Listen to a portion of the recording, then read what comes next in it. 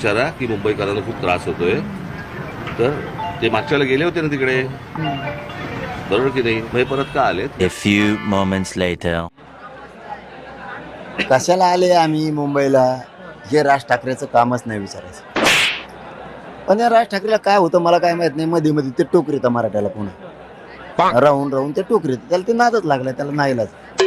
दुसऱ्याची वडगी चालायची सवय लागली भाजपवाल्याची.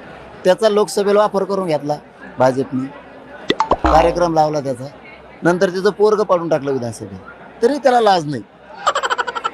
तो आम्हाला म्हणतो तू मुंबईला काय आले, आम्ही तुला विचारलं का मराठवाड्यात कशाला येतो? आम्ही म्हणलो का पश्चिम महाराष्ट्रात परवा तो पुण्याला कशाला आलता? आम्ही विचारलं तुला. तू विदर्भात कशाला येतो? आमचे कुणबी मराठी 65% येतील. आम्ही विचारतो तुला. तू नाशिकला कशाला येतो? तुला विचारतो का आम्ही? अरे आम्ही म्हणतो उलट चांगलं मत होतं, ठाकरे बँड येते दोघाचा, चांगलं वर्चस्व आहे, हुशार माणूस आहे, होऊन जाईल चांगलं.